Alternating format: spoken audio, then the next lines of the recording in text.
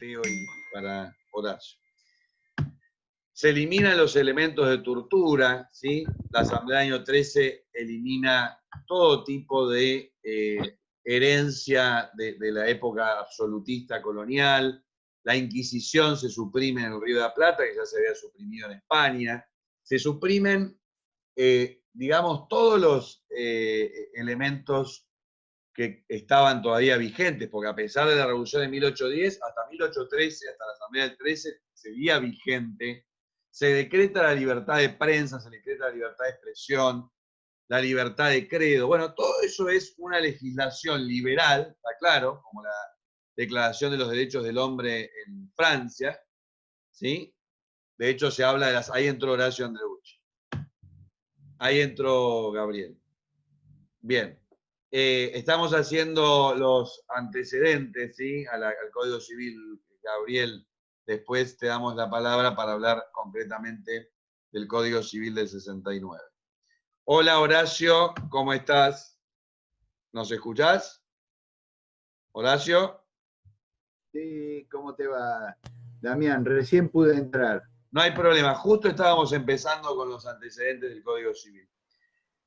Bueno, entonces la Asamblea del año 13 fue como un primer antecedente importante de toda la legislación, tanto civil como penal, ¿no? O sea, de toda la legislación liberal que después se va a plasmar en la Constitución primero y en el Código Civil después. ¿Sí? Y después de la Asamblea del año 13, todas estas cosas que ya dijimos, que ya se establecen, libertad de prensa, libertad de expresión, libertad de credo, ¿sí? Etcétera, etcétera. Y ahí aparecen un montón de periódicos, bueno. Ya en la etapa de las autonomías provinciales, a partir de 1820, y en concreto en la primera presidencia, que es la de Rivadavia, salen todas estas leyes que vimos en su momento, como la ley de enfiteusis, ¿sí? Y muchas otras. Y después están todos los pactos, digamos, preexistentes de la Constitución que también vimos, ¿no? Desde el pacto de Barracas, todos esos pactos que fuimos viendo en donde se establecen cuestiones legales, el pacto de Cañuelas, el pacto federal, ¿no? Entre Rosas, López y Pascual Echagüe y Ferré, todas las provincias del litoral. Bueno, pero podríamos decir que en la época de Rosas queda, más allá de ese pacto federal que Rosas nunca lo cumplió, ¿no? Queda congelado el sistema legal liberal. ¿Por qué? Porque desaparece la división de poderes. El que dictaba las leyes era Rosas. O sea, no había un poder legislativo funcionando que dictara leyes. Rosas decidía las leyes. Desde 1829 a 1852 no regía un sistema legal. ¿Sí? Incluso muchas cosas que se habían hecho en la Asamblea del año 13, como la libertad de prensa, etcétera, van a ser totalmente pausadas, si se quiere, durante todos los 23 años que duraron los gobiernos de Rosas, ¿sí? O sea que ahí, al haber poder absoluto y suma del poder público, no hay un poder legislativo, no hay leyes. O mejor dicho, las leyes las dicta Rosas, como lo hace un monarca en un sistema absolutista. Cuando finalmente cae Rosas y se sanciona la Constitución con Urquiza, bueno, por ahí eso ya lo hablamos cuando vimos Urquiza, pero se puede recordar un poco también de la Constitución, ¿no, Gabriel? Antes de hablar del Código Civil brevemente, como la relación también o cómo se basa también el Código Civil en relación con la Constitución. Pero bueno, ya vimos la Constitución, ¿no? De carácter liberal, federal, representativo. Y, claro, en ese momento había dos países. Estaba el Estado de Buenos Aires por un lado y la Confederación Argentina por el otro. Bueno, finalmente, con Pavón, como vimos, se unifica la República Argentina en 1862. La provincia de Buenos Aires ya tenía una constitución desde el 54 también de carácter liberal, representativa, y ahí se unifican con la reforma del 61, si no me equivoco, de la Constitución, se unifican las dos constituciones en una sola, la del Estado de Buenos Aires y la de la Confederación. Y recién ahí se constituye el Congreso, ¿no? O sea, las leyes, ¿quién las dicta? El Congreso, Cámara de Diputados y Senado, Cámara Baja, Cámara Alta. Si bien tenemos todo este paquete de leyes antecedentes, digamos que hasta que no hay un Congreso de la Nación establecido, no podemos hablar todavía de que se dicten leyes. De hecho, si vemos acá en las diapositivas, los números de las leyes a partir de Mitre, del año 62, voy a saltear todo esto que lo estuvimos hablando de los antecedentes, ¿sí? Ahí habla de algunas leyes por provincias, ¿no? En la época de las autonomías, Jujuy, Santa Fe, cada provincia también hizo su constitución. Pero bueno, fíjense, por ejemplo, dice el 6 de junio del 63 fue sancionada la ley 36. O sea, ahí empiezan a sancionarse las primeras leyes. Ley número 36, empiezan del número 1 y bueno, esas son las primeras leyes. Y justamente la ley 36, lo que establecía, que es de un diputado José María Cabral, facultaba al Poder Ejecutivo para encargar, ¿sí? Para nombrar una comisión encargada de redactar los proyectos del Código Civil, Penal, de Minería y de Ordenanzas del Ejército. Estamos en el gobierno de Mitre, ¿no? Si bien esa ley dice facultaba la creación de comisiones pluripersonales, Bartolomé Mitre decide encargarle la tarea a una sola persona, Dalmacio Vélez Arfield, ¿no? Mediante un decreto que es el decreto Salud, es el decreto del 20 de octubre del 64, y a partir de ahí Vélez Arfield empieza a redactar el proyecto del Código Civil sin colaboradores, o sea, fue una obra prácticamente unipersonal, ¿no? Que la hizo todo. Sí lo ayudaron sus amanuenses, o sea, los escribientes, que fueron Victorino de la Plaza, que después va a ser presidente de la Nación, después de Roque Sáenz Peña, y la propia hija de Vélez, Aurelia, la que era amante de Sarmiento, lo ayuda a escribir, porque era una mujer muy culta, que sabía leer y escribir, pero que también entendía de derecho, y que ayuda a su padre a redactar el código, ¿no? O a escribir lo que el padre le va dictando.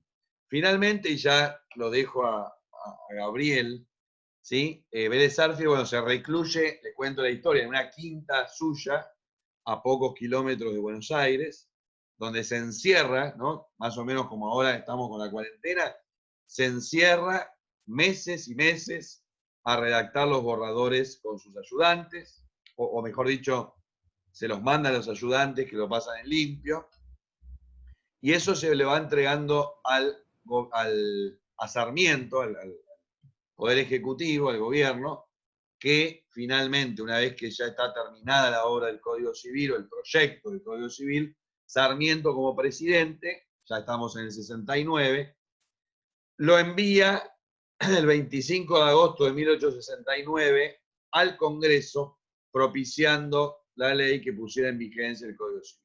Y recomendaba a Sarmiento que digamos, dice, confiando su reforma a la acción sucesiva de las leyes que serán dictadas a medida que la experiencia determine su necesidad, ¿no?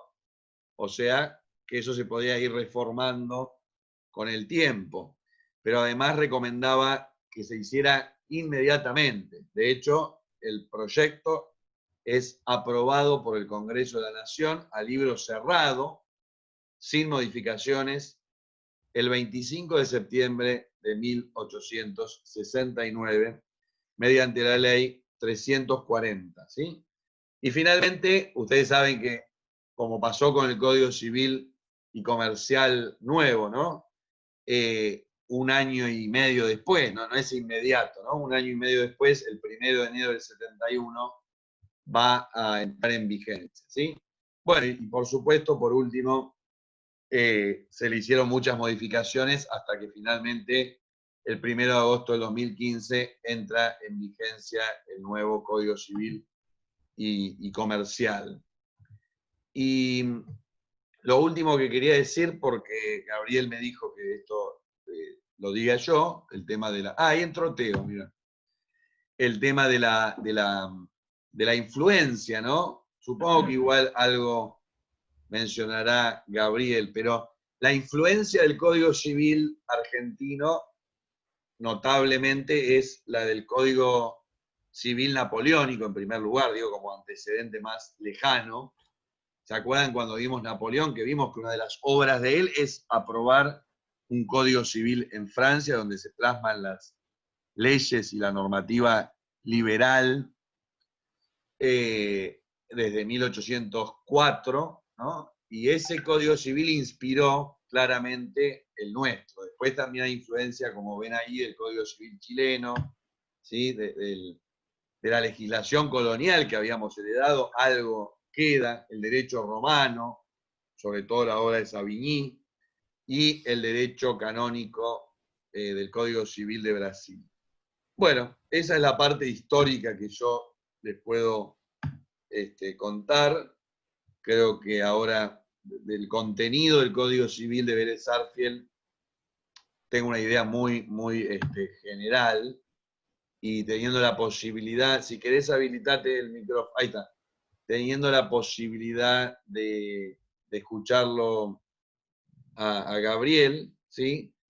Y él aceptó con mucho gusto, lo vamos a escuchar a él hablar del Código Civil y sus características, ¿no? Bueno, dale, muchas gracias. Los conozco a todos, así que un saludo. Hola, buenas noches. Buenas noches. Por razones de transparencia, quiero decirles que Damián me va a transferir a mi CBU una parte de los honorarios que él cobra. Y bueno, pero igual lo hacemos como amigos de ustedes, más que como hijo, como padre de Damián. Hagamos de cuenta que yo soy uno de los que estaba escuchando y pido la palabra por 8 o 9 minutos para lo poco que yo puedo aportar acá. Nada de historia, cero, pero sí, como Damián reflejaba, que es verdad, no había otra alternativa en esa época que en un código civil se inserten ideas del liberalismo individualista que era excluyente en esa época. Charlando con Damián, él me preguntó y me pareció que estaría interesante explicar algunas de las cuestiones que en el contenido del Código Civil, que ya está derogado, como dijo Damián, desde hace 5 años, reflejaban ese espíritu individualista, liberal de la época.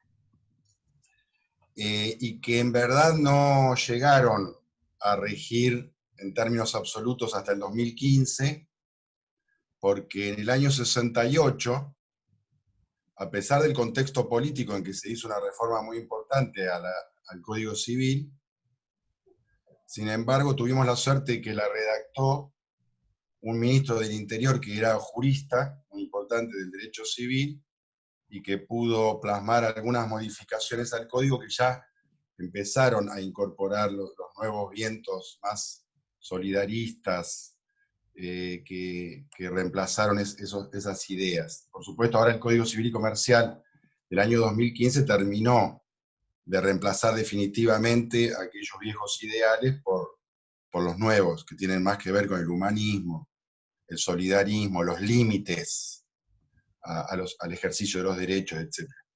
Bueno, yo lo dividí en 5 cuestiones que apenas le puedo dedicar 2 minutos a cada una. La primera tiene que ver con el propio ejercicio de los derechos. O sea, los límites al ejercicio de los derechos, que en alguna medida se reflota siempre, y hoy con las cuestiones de la emergencia, esto que es de dominio público, discutir si los derechos individuales pueden ser o no pueden ser restringidos por razones de orden público. Esa era la primera cuestión, la del ejercicio de los derechos. La segunda, el carácter absoluto del derecho de propiedad, o sea, los intereses económicos como los más jerárquicos, digamos, de acuerdo a los ideales de esa época. En tercer lugar, la llamada libertad contractual, o sea, el contrato como ley, para fortalecer la autonomía privada. Y en cuarto lugar, lo atinente a daños, o sea, en alguna medida, el blindaje a los autores de daños para que no tengan que ser imputados o responsables de asumir las consecuencias de los daños en la medida que sean daños derivados del ejercicio de su actividad económica. Todo va de la mano. En cuanto a ejercicio de los derechos, Vélez lo graficaba en una norma expresa, como todo lo que vamos a mencionar.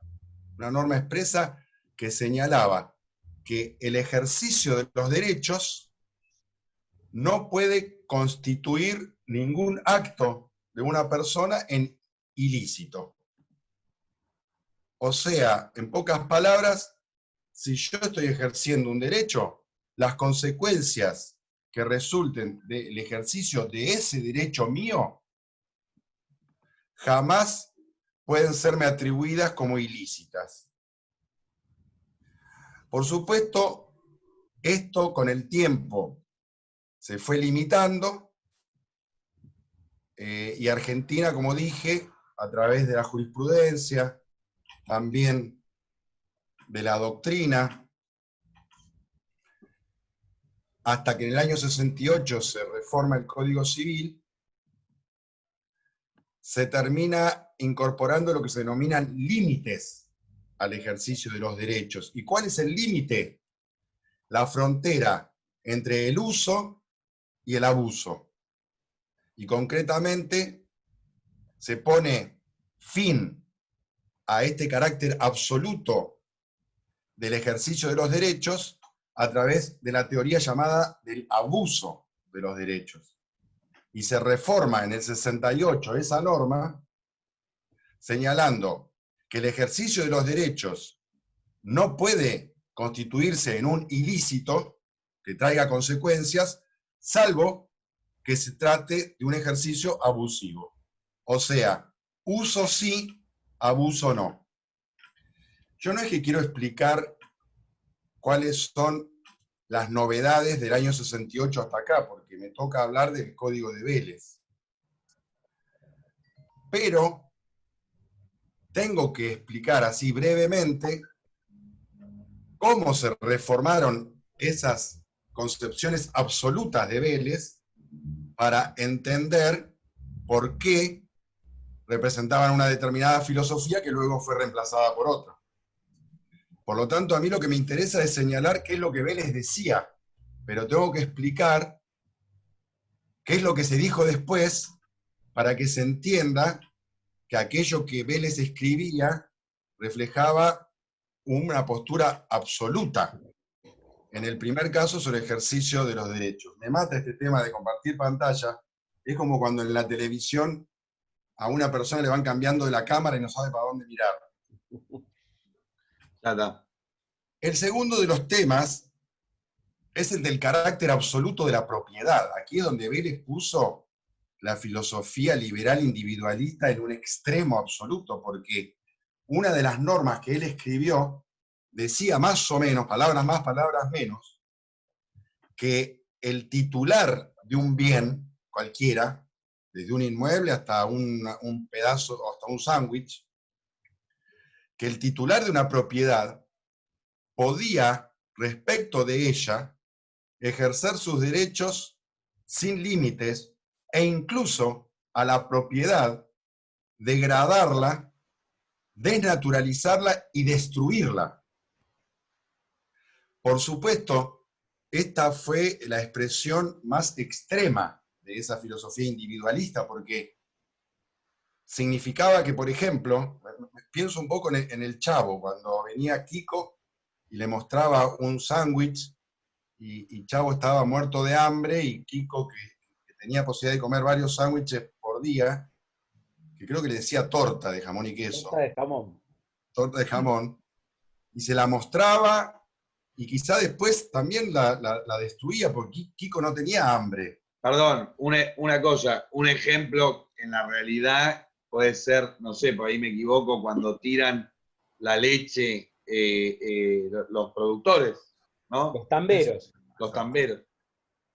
digamos, si Vélez lo escribió es porque existía en la realidad, y evidentemente se le daba de modo tan individualista, extremo desde el punto de vista del liberalismo, ese derecho a destruir, desnaturalizar y degradar la propiedad, bueno, que obviamente, como ustedes bien saben, fue reemplazado luego por lo que se da en llamar a grandes rasgos la función social de la propiedad. Claro. Que no es una creación únicamente jurídica, por supuesto, sino filosófica, incluso en alguna medida eclesiástica en la doctrina social de la Iglesia. Y que desde luego también generó modificaciones jurídicas a través de normas de emergencia, en materia de alquileres, por ejemplo, donde al propietario ya no se le dejaba hacer lo que quisiera respecto del inquilino, etcétera, etcétera. Y en la propia reforma del 68 se derogó esa norma y la propiedad pasó a regirse por las mismas reglas que todos los derechos, y por lo tanto, de la propiedad se podría usar, pero no abusar. Y por supuesto, destruirla, desnaturalizarla o degradarla significaría abusar. Iría en contra de la función social de la propiedad y por lo tanto sería un hecho ilícito, aún respecto de bienes de titularidad del que toma esas medidas. Esto no solo está amparado por las reformas al Código Civil, sino, como decía Damián, por la propia Constitución Nacional y la interpretación que de la Constitución Nacional, concretamente el artículo 17, que es el que regula el derecho de propiedad, ha hecho la Corte de la Nación ya de modo centenario, en el sentido que la propiedad, por supuesto, es un derecho constitucional, pero en la medida que se ejerza de modo humanista y solidario, o sea, con los límites establecidos por la ley. Y el tercer punto, que también es muy práctico, es el de los contratos, porque en verdad el modo quizá más habitual, más cotidiano de ejercer los derechos de propiedad es a través de los contratos. Uno puede no ser dueño de un inmueble ni de un auto, pero sin embargo está ejerciendo derechos de propiedad todos los días al celebrar contratos. O sea, los derechos emergentes de los contratos integran la propiedad de una persona. Lo dice la Corte Federal, interpretando el artículo 17 de la Constitución, e incluso lo dice el nuevo Código Civil y Comercial del año 2015. Por lo tanto, ahí Vélez es donde también pone un rigor extremo, a través de una norma, que fue el viejo artículo 1197, que fue un dogma que rigió durante décadas y décadas en la Argentina en términos absolutos, llamado jurídicamente el principio de autonomía de la voluntad, que ustedes entienden muy bien lo que eso significa, un poco la idea napoleónica, todos nacemos de un vientre materno, y por lo tanto somos libres e iguales, porque todos nacimos de un vientre materno. Y si somos libres e iguales, entonces ni el derecho ni la política tiene que estar protegiéndonos frente a un semejante. Y si celebramos un contrato con otra persona, ese contrato tiene la misma fuerza que la ley. Es la ley de las partes, así decía el Código Civil. El contrato es la ley de las partes. Sin importar si se celebraba entre una parte fuerte y una débil, entre un trabajador y un patrón, entre un consumidor y un empresario, etcétera, etcétera. Bueno, no se hablaba mucho en estos términos, por supuesto, en esa época, y por eso uno no critica a Vélez, sino que explica lo que necesariamente hicieron todos los codificadores de esa época, que es llevar la ideología imperante. Pero bueno, el 1197 decía que el contrato obliga a las partes como la ley misma, y no establecía límites a esa libertad contractual. Yo elijo con quién contratar, elijo el contenido del contrato, y ninguna autoridad, ni administrativa ni judicial, puede modificar ese contenido del contrato, aun cuando parezca injusto. Bueno, eso fue reemplazado también, por supuesto, por la jurisprudencia, la doctrina, y luego por la reforma del año 68, estableciéndose límites a la autonomía de la voluntad, el principal de ellos, para no aburrirlos, es el llamado principio de la buena fe. O sea, una regla muy general, en función de la cual los operadores del derecho, fundamentalmente los jueces, fueron construyendo reglas para poner límites a ese principio de autonomía de la voluntad. Y luego muchos otros que fueron surgiendo, como anular cláusulas abusivas o casos llamados de lesión, en los que se aprovecha una de las partes de la inexperiencia o la debilidad de la otra, o la llamada imprevisión contractual que todos ustedes conocen, que la famosa teoría de la imprevisión que se utilizó mucho en épocas de hiperinflación, en función de la cual cuando respecto a un contrato sobrevienen circunstancias extraordinarias, los jueces lo pueden corregir. Y ahora está ocurriendo también con la pandemia. El que compró un pasaje para viajar a Miami o a Europa o a Brasil, y la empresa de turismo le quiere decir, bueno, lo lamento mucho, o después vemos cómo hacemos, no. Hay una hipótesis de imprevisión, nadie estaba pensando que venía una pandemia y una emergencia y una cuarentena y el cierre de fronteras, etcétera, etcétera. O sea, hay una intervención del Estado para proteger al más débil en la relación contractual, pero nada que ver con lo que Vélez pensó, que era también en términos absolutos, igual que el ejercicio de los derechos y que la propiedad, en términos absolutos, la vigencia de los contenidos contractuales. Nadie los puede modificar, porque si fueron redactados entre dos personas de igual poder, nadie tiene que ayudar a nadie. Bueno, y el cuarto y último tema es el de los daños. Es muy interesante el de los daños. Es muy interesante porque, en verdad, miren que en derecho romano, decía Damián, que por supuesto que el Código Civil toma derecho, Vélez toma el derecho romano, por supuesto que lo toma el derecho romano hasta hoy, todavía se enseña como materia obligatoria en todas las facultades de derecho del país y del mundo, casi, del mundo continental. Y en el derecho romano había un tal Ulpiano que dijo que todo el derecho se podría resumir en 3 reglas: dar a cada uno lo suyo, vivir honestamente y no dañar a otro. Es un genio. Si se cumplieran estas 3 reglas, estaríamos todos viviendo en Noruega y no tendríamos, no tendríamos la belleza de los conflictos de todos los días. Y bueno, así que vivir honestamente, no dañar a otro, no dañar a otro. O sea, no dañar. Luego, el liberalismo que Vélez trae al código, en definitiva reemplaza no dañar a otro por dañar y después vemos si tenés que resarcir. Porque el sistema de Vélez es solo sancionatorio, no es preventivo de daños. En definitiva, así como te daba el ejercicio de los derechos en términos absolutos, la propiedad en términos absolutos y la fuerza contractual en términos absolutos, en definitiva te permitía dañar y después todavía te blindaba para que en principio no tengas que resarcir, salvo que el daño haya sido ocasionado por culpa. O sea, una regla moral, entre comillas, para proteger al que daña, no al damnificado. ¿En qué sentido? Que si el damnificado no demuestra la culpa,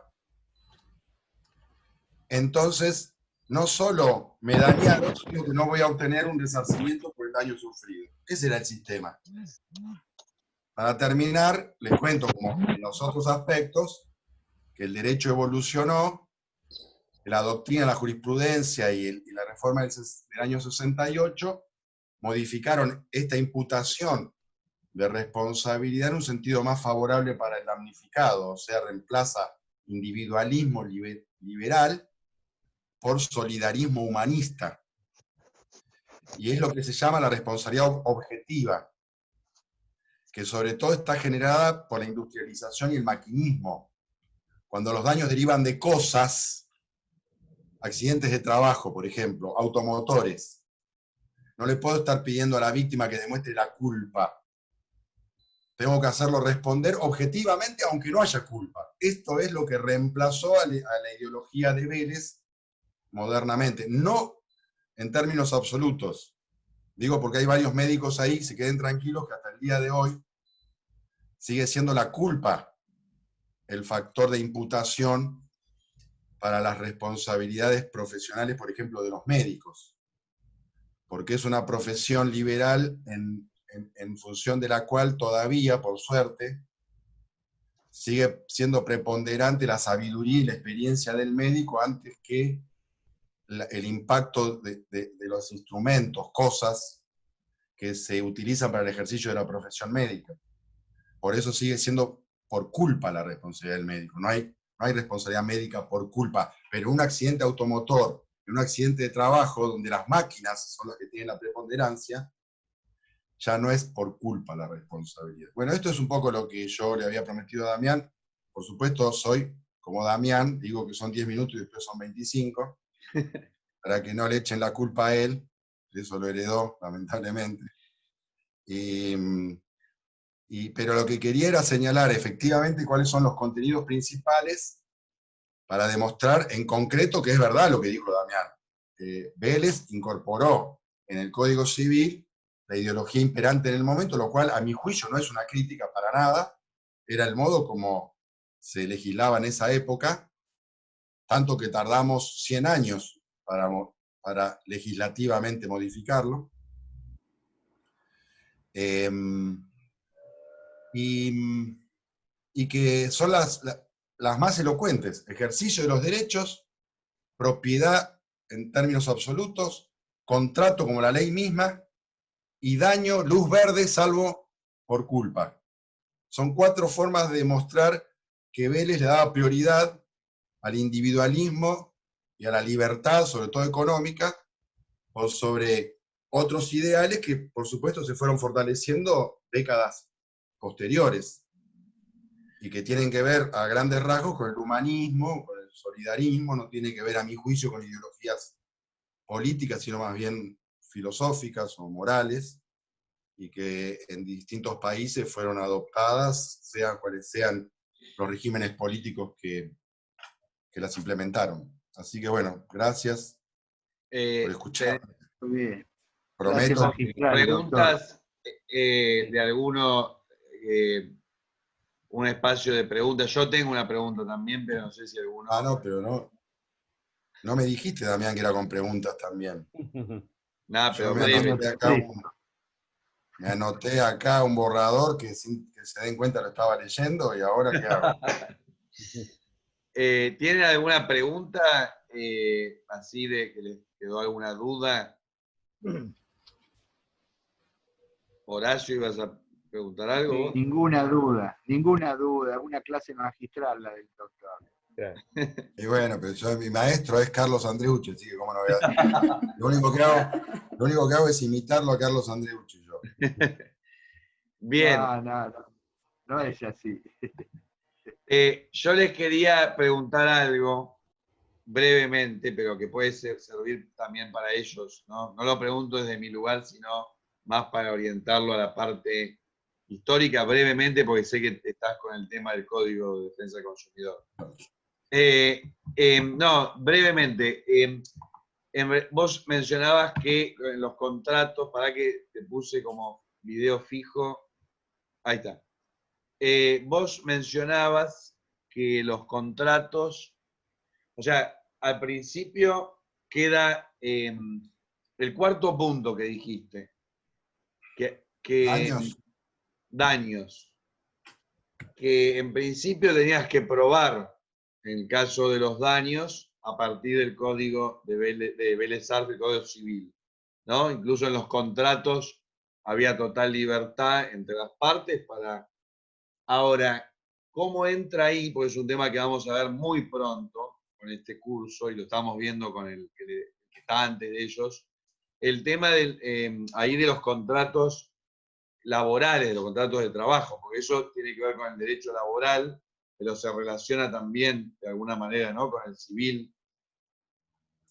Sí, porque en el civil se regulaba lo que se llamaba la locación de servicios, que es lo que luego es reemplazado por las leyes de accidentes de trabajo, de contrato de trabajo, y otras laborales como la de accidentes también. O sea, una conquista del derecho social sería por supuesto, desmembrar del Código Civil las relaciones laborales, exactamente. Claro, o sea, eso te iba a decir. Código Civil, cuando no había código de trabajo, cuando no había leyes laborales, en este caso 1870, ¿no? Estaba regido también la cuestión de los contratos de trabajo por el Código Civil. Por supuesto, la locación Era de un contrato más. servicios. A ver, locación de servicios es lo mismo que contrato de trabajo, son sinónimos. De hecho, los especialistas te pueden decir así, locación de servicios o contrato de trabajo.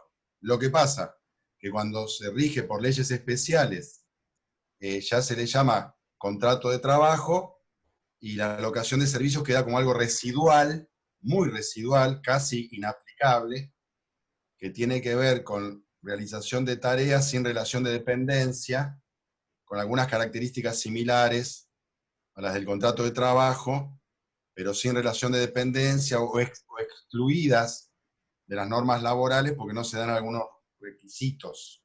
Claro. Pero la idea es la misma y por supuesto en ambos casos el tránsito del individualismo al solidarismo consiste en la protección de la parte débil a través de, por ejemplo, sacarlo del Código Civil, llevarlo a la ley laboral y darle un perfil de protección del trabajador.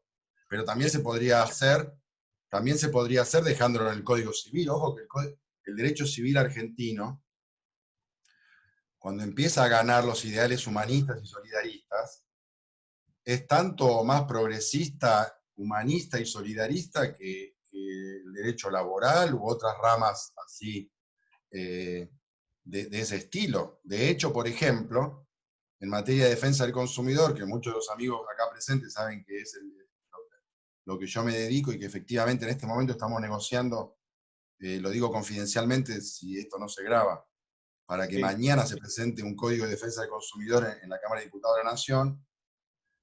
Por eso también estoy mirando de reojo el celular. La defensa del consumidor está en el Código Civil desde el año 2015. Y de pronto, claro, si bien hay una ley especial de defensa del consumidor, el Código Civil la incorporó igual, y yo tengo la certeza que el Código Civil tiene normas de defensa del consumidor más protectoras todavía que las de la propia ley especial de defensa del consumidor.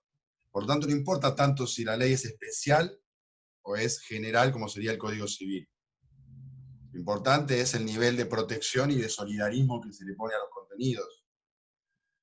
Puede haber incluso leyes laborales que en algunas épocas las tomaron gobernantes neoliberales, intentando reducir la protección al trabajador, y el hecho de que se llame ley de contrato de trabajo no te garantiza que sea progresista, ni humanista, ni solidarista.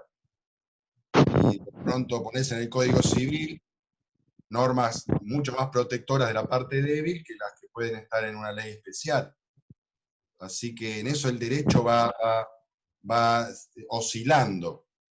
No necesariamente lo que más protege es la ley especial, por más que el nombre nos parezca que va a proteger. Vos en una ley de alquileres podés proteger al inquilino y capaz que en una ley de alquileres vas y metés normas para proteger al propietario. Claro, depende del contenido, ¿no? De si es laboral o si es... Pero lo que está claro es que entonces, digamos, el derecho laboral o el código laboral nace del Código Civil. O sea, originariamente el Código Civil, esto es importante tenerlo en cuenta, chicos, originariamente el Código Civil incluye todo lo que después también se separó como código laboral, como código comercial, ¿no? O sea, estaba el Código Civil y el Código Penal. Sí, el comercial fue casi inmediato, no me acuerdo de qué año. Sí, el Código Penal es de 1881, el proyecto de Carlos Tejedor.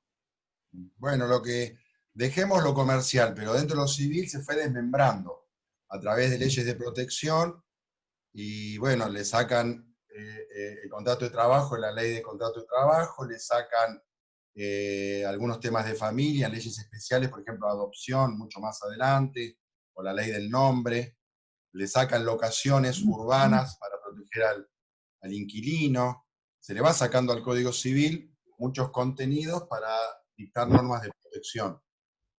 Y algunas de ellos vuelven luego en el 2015 porque el código es como un salto de ida y vuelta. Primero se saltó del Código Civil a leyes especiales para proteger a los débiles, y después se volvió al Código Civil para proteger a esos mismos débiles en el 2015. Así que es muy interesante, es muy flexible el derecho. Uno de los autores más... ¿Hay abogados acá presentes? Ya no, estaba Alejandro Bayo en este curso, pero dejó. Ah, que es amigo mío. Sí. ¿Qué estaba diciendo? Algo de Carlos que... Andreucci está ahí al que es lado. flexible. Uno de No, no está. los juristas más importantes de la historia argentina, que fue un civilista, Jorge Joaquín Llambías, el famoso Tratado de Derecho Civil de Llambías, es como si fuera Favaloro, digamos, Llambías. Para el derecho. Y Llambías dijo, escribió un ensayo que era muy interesante por lo que estamos hablando aquí, explicando, porque a veces los abogados no nos damos cuenta y queremos soluciones exactas para los problemas, y no entendemos que es una ciencia social, que es parte de las humanidades. Y Llambías el ensayo lo llamó que el derecho no es una física de las acciones humanas. Yo siempre lo reitero porque es necesario entender, por eso es tan flexible, el derecho es muy flexible. Por eso siempre se dice hay una biblioteca de un lado y una biblioteca de otro, y es lo que nos gusta a la gente del derecho. Si no, no nos gustaría si no fuera así. Y es lógico que sea así. Por eso la intolerancia en derecho es inconcebible. Vos podés discutir a dos médicos epidemiólogos sobre el barbijo, sí, el barbijo te lo pones hasta arriba de la nariz, hasta abajo de la nariz, o que hay que correr o no hay que correr, o que hay que estar 2 metros, 5 metros, y lo discuten, lo vemos, lo discuten, y son los dos fenómenos.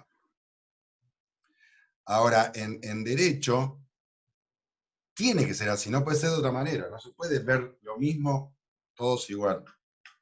Y por eso está bueno que por ahí el Código Civil de pronto era liberal individualista, entonces le sacamos algunos aspectos para legislarlos de modo más progresista, y después de pronto hay que volverlos al Código Civil, porque la ley laboral te la tomaron un par de gobiernos neoliberales, le hicieron algunas reformas, y de pronto ya no quedó tan humanista y solidaria como era, y entonces por ahí tengo que volver al Código Civil, lo mismo en materia de defensa del consumidor, por ejemplo, y esa es la fluidez y la flexibilidad que tiene el derecho, porque no es una física de las acciones humanas.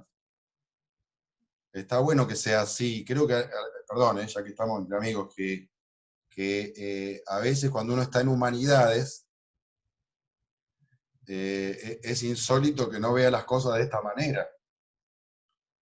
Y cuántas grietas podés romper entendiendo que los dos pueden tener razón. Por eso criticar a Vélez en el 2020 es absurdo. Y sin Claro, embargo es... depende de cada época, ¿no? Si no caemos en un anacronismo, ¿no? Yo no sé nada de historia y acá no puedo opinar, pero me hace pensar también en algunas críticas a Sarmiento, y no me meto, ojo, ni me meto. El tema polémico.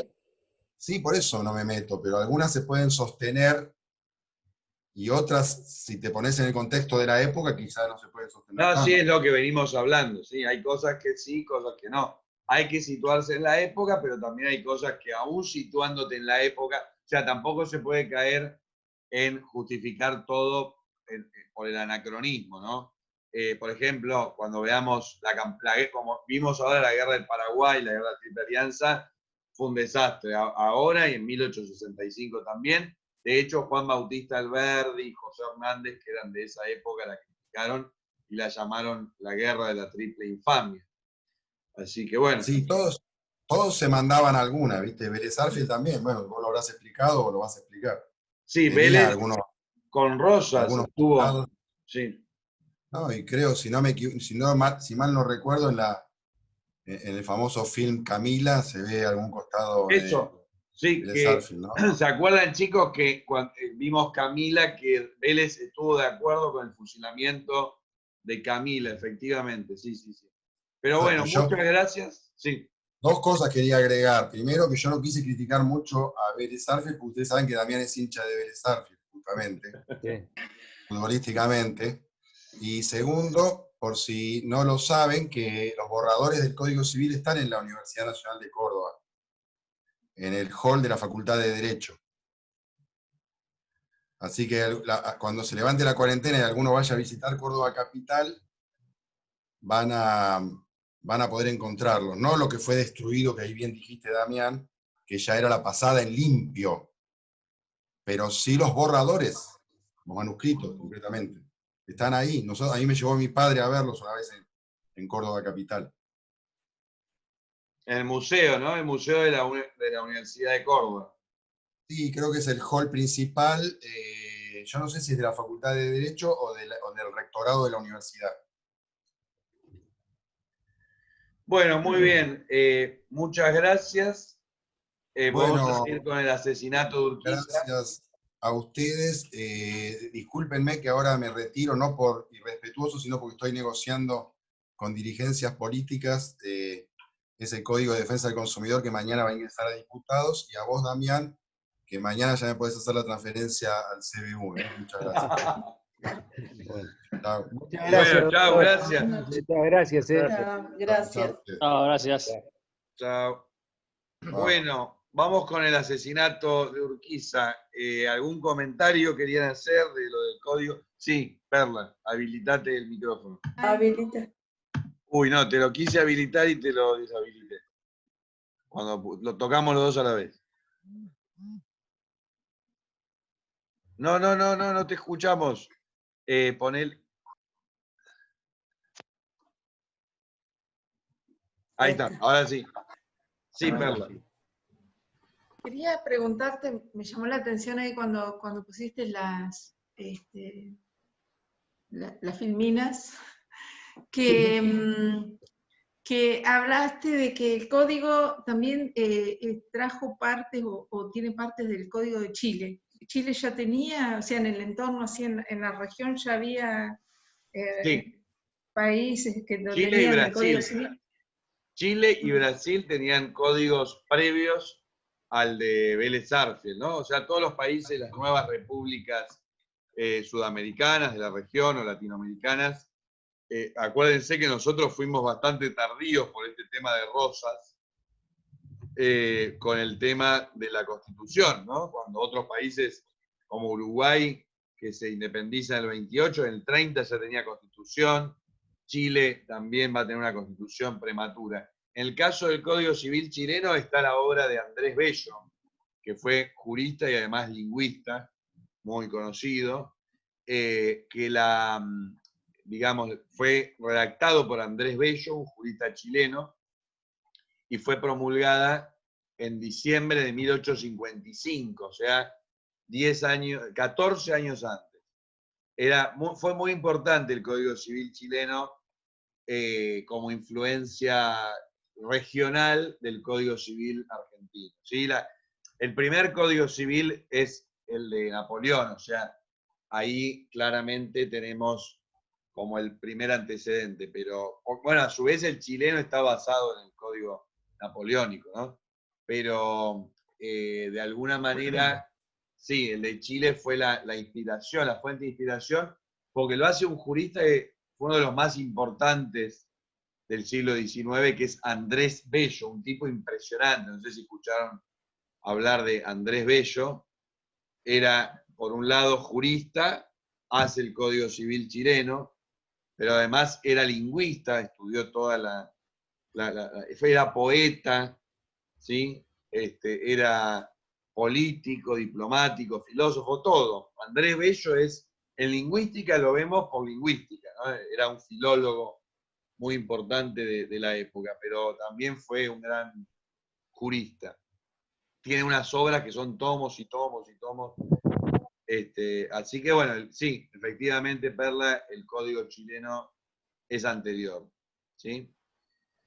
No sé qué otros países en la región ya tenían a esa altura, pero si pensamos en la Constitución, por ejemplo, Brasil no tendría porque todavía era un régimen imperial, ¿no? Monárquico. Claro. Imperial. Acá estoy chequeando, el Código Civil de Brasil, bueno, el actual es del 2000, 2002. No, pero hubo, a partir de la formación de la República, muchos países no hicieron codificaciones también.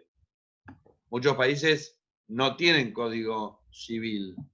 El de Uruguay, estaban pensando en la región, el Código Civil uruguayo lo hace Tristán Narvaja, es de 1866, o sea, bastante, es anterior, pero bastante contemporáneo al de Vélez Sarsfield, ¿sí? Lo que está claro es que Sarmiento impulsó, entre tantas otras cosas que venimos viendo, siguiendo un poco el consejo que le da Vélez Sarsfield, que en realidad fue una iniciativa de Mitre, ¿no? Porque Mitre es el que se lo encarga en el año 64, pero bueno, finalmente con Sarmiento se termina de redactar y se aprueba en el 69 y entra en vigencia el 1 de enero del 71.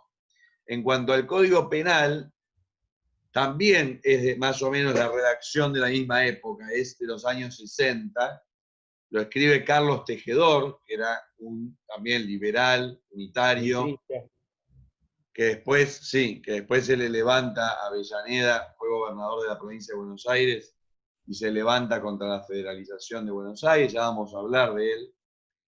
Él redacta, era un jurista penal, redacta el Código Penal, que se aprueba recién en 1881, ¿no? O sea, si bien el proyecto también es de los años 60, recién en el gobierno de Roca se va a aprobar, ¿sí? Pero bueno, como explicaba ahí, yo tenía esa duda, ¿no? Al principio era el Código Civil y el Código Penal. No había ya todos los códigos y todas las ramificaciones que hay después. Del civil se desprende el laboral, ¿no? Familia. La base es el Código Civil. La base de todo lo que no es penal, digamos, de todo lo que tiene que ver con, que no tiene que ver con las penas, ¿no? Claro. Que pueden llevar, fundamentalmente tiene que ver con lo penal, con la posibilidad de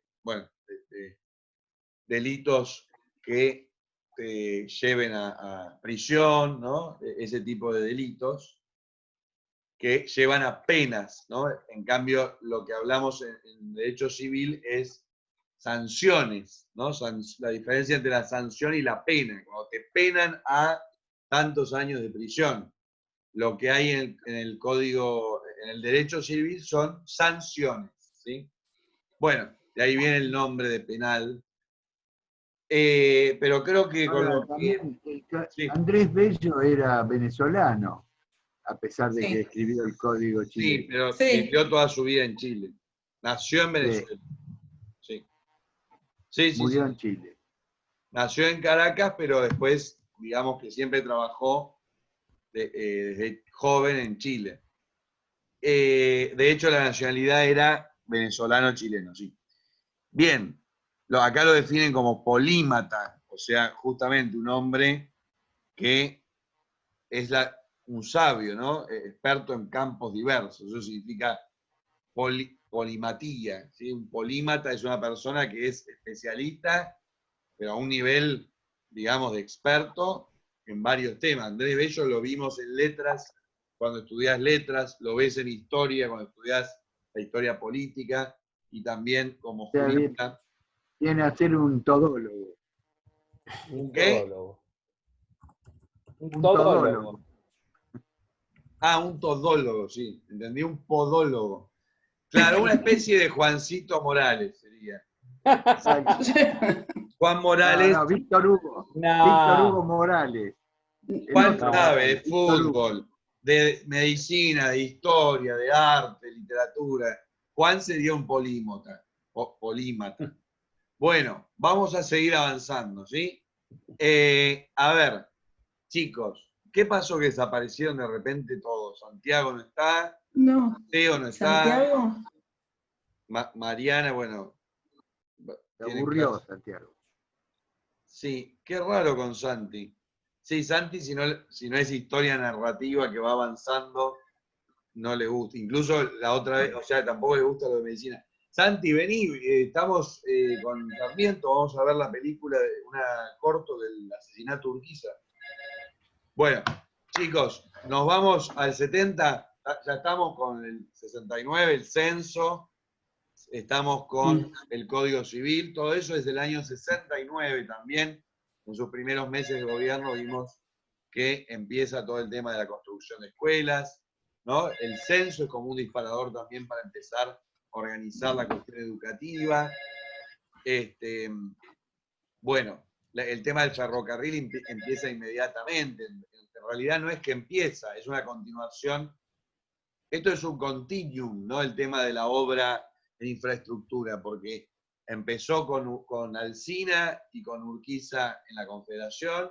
Con Mitre quedó medio ahí varado, aunque se hicieron 200, 300 kilómetros más de vía férrea, pero bueno, sabemos que el eje estuvo puesto en la guerra. Y ahora Sarmiento retoma y le da un impulso al punto que ya vimos, se hacen 800 kilómetros de vías férreas en 6 años de gobierno, ¿no? Un promedio de casi 150 kilómetros por año.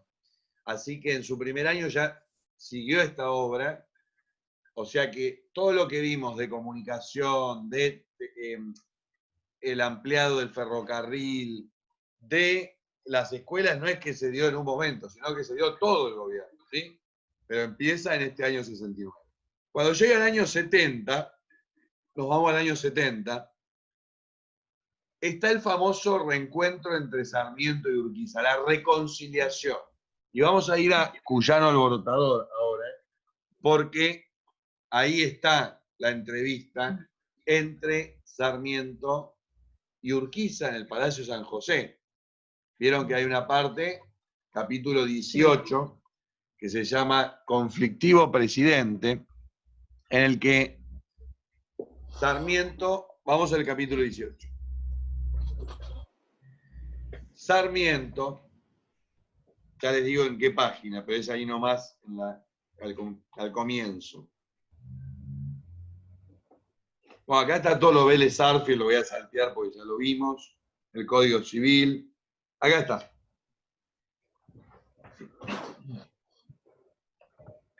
Página 259. Juan, ¿lo tenés ahí para ayudarme con la lectura? Sí, sí. Bueno, vamos a... 259. Sí, 259. Bueno, ¿querés que dónde empiezo? Mientras Sarmiento se acercaba. No, antes. Cuando acá Hermanos, hay una serie de Antonio cartas. Taboada. Un segundito. Hay una serie de cartas que le escribe Sarmiento a Urquiza y viceversa. Después de haber sido enemigos durante 20 años de enemigos, Sarmiento ya como presidente, haber competido en el 78 en las elecciones, Sarmiento le escribe a Urquiza. Claro. Y dice, desde donde dice también le escribió a Urquiza. Sí.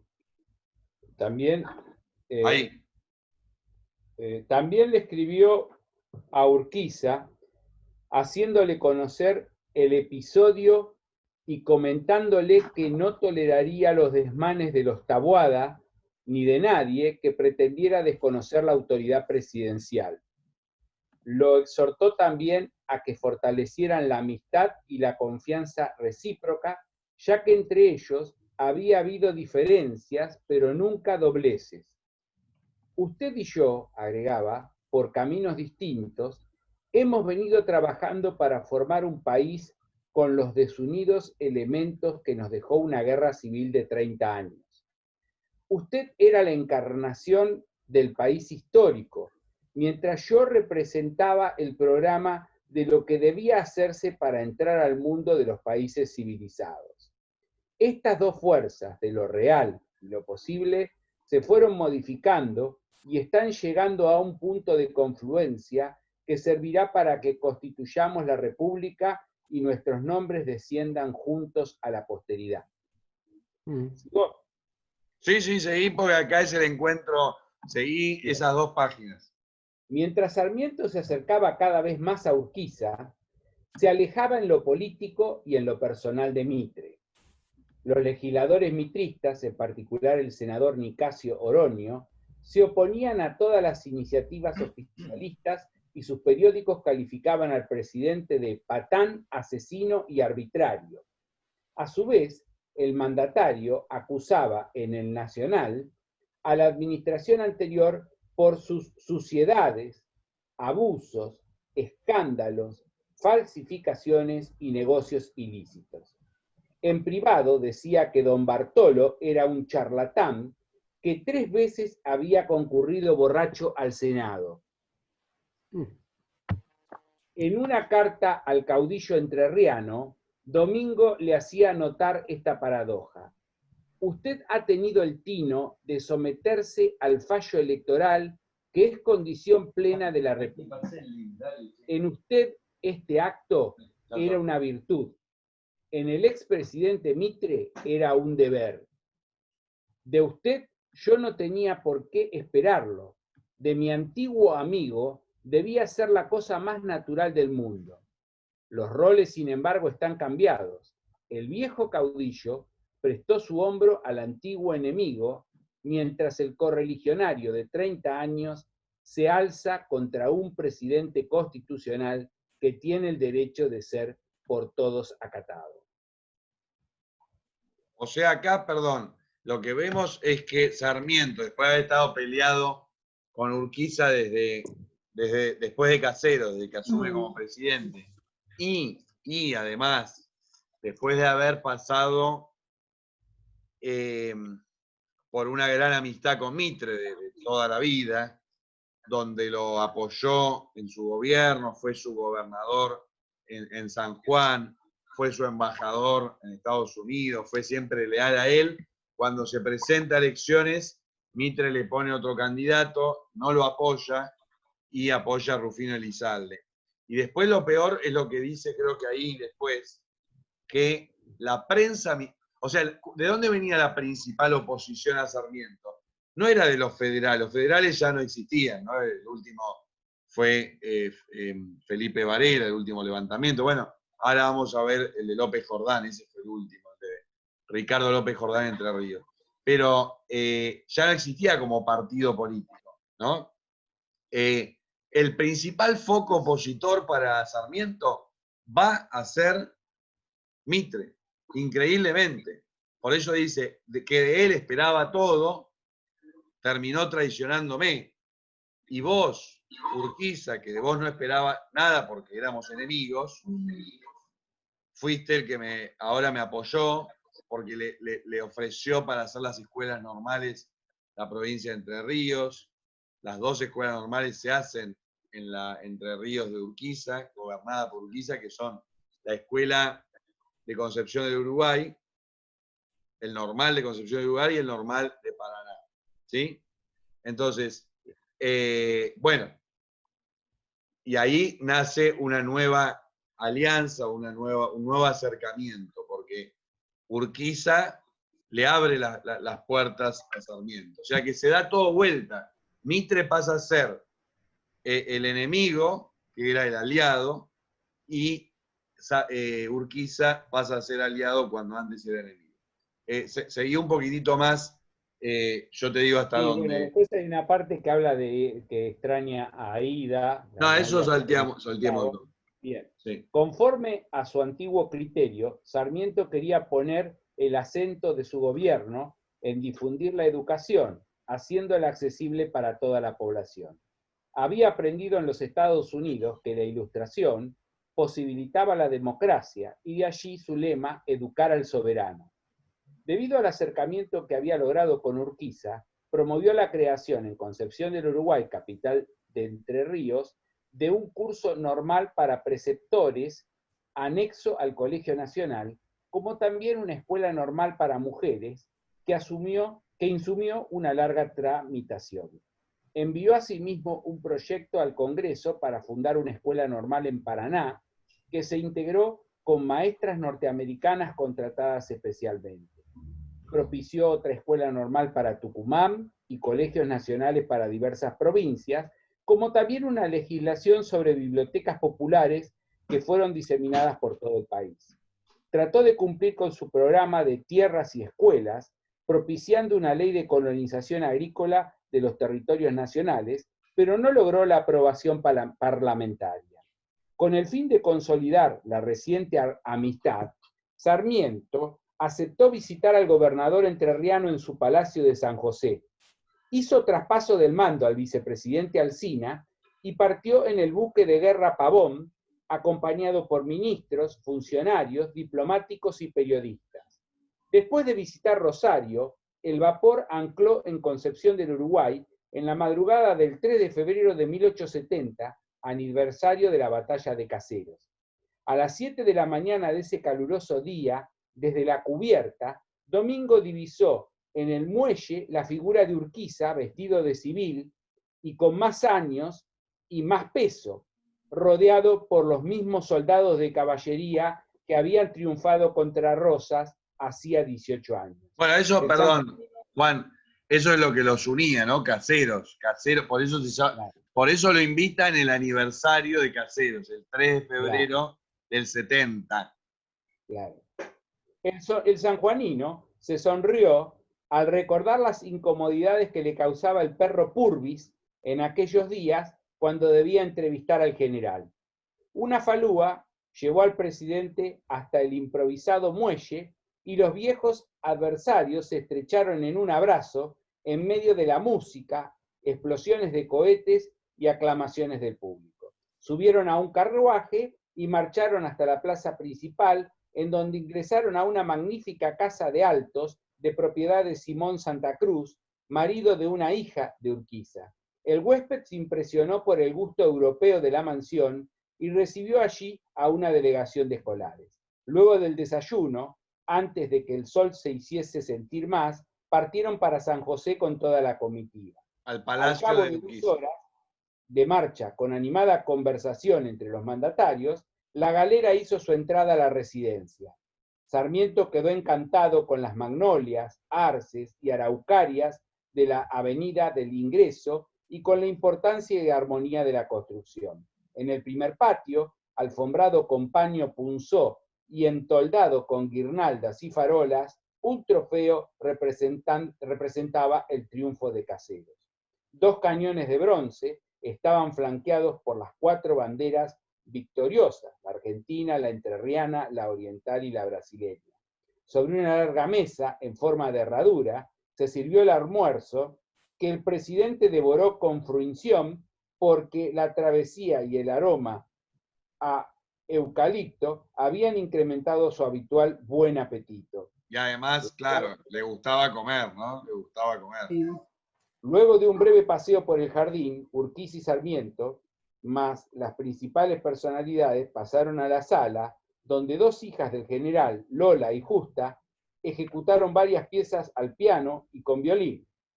Gratamente impresionado por la magnificencia del solar y la calidez del encuentro, Domingo pensó que la dimensión empresarial del líder entrerriano y su imagen familiar lo estaban mostrando en una perspectiva que la que él siempre había tenido. Conducido a su habitación para reposar la siesta, se impresionó por la existencia de una canilla de agua corriente. Bueno, esto es importante, perdón, Juan. Claro, a Sarmiento que le encantaba. Mira, justo acá encontré una suerte de cosa medio rara, porque no sé qué le están haciendo en la boca, pobre Sarmiento, pero hicieron como una representación del encuentro, ¿no? Entre Sarmiento y Urquiza, ahí atrás está el Palacio San José, un poco lo que estás contando, le muestra toda la casa, y Sarmiento se queda maravillado, ¿no? Porque ve por primera vez en la Argentina, bueno, uno podría decir acá está abriendo la boca de sorpresa, ¿no? Ve por primera vez una canilla de agua corriente, era la primera casa de agua con una canilla de agua corriente, con agua corriente en Sudamérica, la del Palacio de San José. O sea que debe ser Purvis. Y este, Sí. claramente, pero ya había muerto a esa altura. Lo que quiero decir es lo siguiente: Sarmiento, que lo tenía como un gaucho salvaje, se sorprende al ver lo civilizada que era la casa y todo lo que tenía Urquiza ahí, ¿no? Claro, decía que la canilla, algo absolutamente inusual en el país, y que evidenciaba un alto grado de civilización. Al atardecer se sirvió en el mismo patio un asado con cuero, completado con frutas, dulces y vinos. Sarmiento hizo un brindis con champán y luego Benjamín Victorica señaló que Urquiza tenía 15.000 soldados entrerrianos con los cuales el presidente podía contar para afianzar la autoridad que investía y defender las instituciones republicanas que el vencedor de Caseros había fundado para los argentinos. Se retiró la mesa, se inició un gran baile iluminado por faroles chinescos y vasos de colores que pendían del gran toldo. El presidente estaba alegre y danzó varias piezas, recordando los bailes públicos que tanto le habían gustado durante su primer viaje a París hacía ya más de 20 años. Al día siguiente hubo puchero y Sarmiento y su anfitrión caminaron por el sendero de Álamos hasta el lago. Patos y algún martín pescador alegraban el espejo de agua, mientras una nutria comía hojas entre las ramas caídas de la orilla. Dieron un paseo en carruaje y a la noche se repitió el animado baile. O sea, joda, joda, ¿eh? Regresaron a la mañana siguiente a Concepción del Uruguay, donde asistieron a un Te Deum y luego a un almuerzo en casa de los Santa Cruz. Allí Sarmiento invitó a Urquiza a visitarlo en Buenos Aires para las fiestas del 25 de mayo, y por la noche hubo fuegos artificiales en la plaza y un baile en el teatro. O sea, a la madrugada de la siguiente jornada, presidente y gobernador partieron en barco hacia Colón. Urquiza dijo allí que Buenos Aires lo había combatido temeroso de que se convirtiera en un nuevo dictador, pero que había perdonado ese agravio porque estaba motivado por un celo exagerado pero sincero en defensa de la libertad. A la noche domingo elogió la política de pacificación y respetó a las instituciones del caudillo entrerriano y concluyó: ahora sí que me siento presidente de la República, fuerte por el prestigio de la ley y el poderoso concurso de los pueblos, puesto que cuento con la empresa con el contingente invalorable del general Urquiza. En medio de los aplausos del público, los dos antiguos enemigos se abrazaron. Y el sanjuanino volvió a Buenos Aires y se fue al Delta. ¿Sigo? No.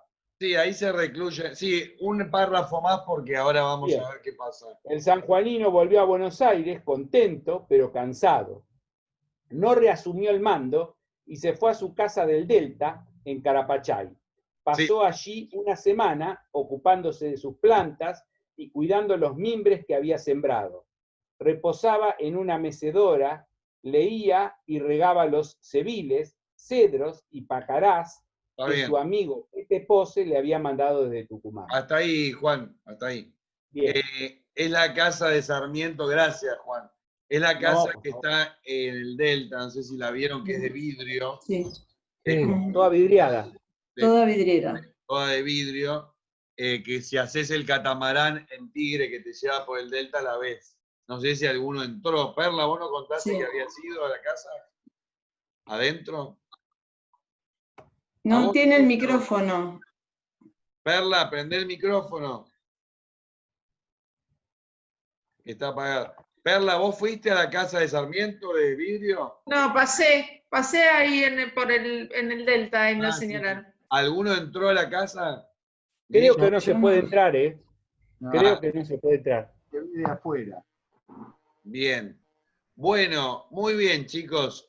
Hasta ahí Sarmiento entonces se reconcilia con Mitre, perdón, con Urquiza. Con Urquiza. Justamente. Mitre es su principal enemigo ahora, se da vuelta todo. La prensa mitrista desde el diario El Nacional, que es después se refunda como La Nación, o sea, el diario que funda Mitre, lo critica a Sarmiento, lo caricaturiza.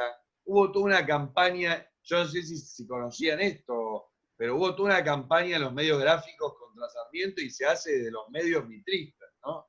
O sea, muy parecida a la que le hicieron a Arturo Illia, caricaturizándolo como un viejo.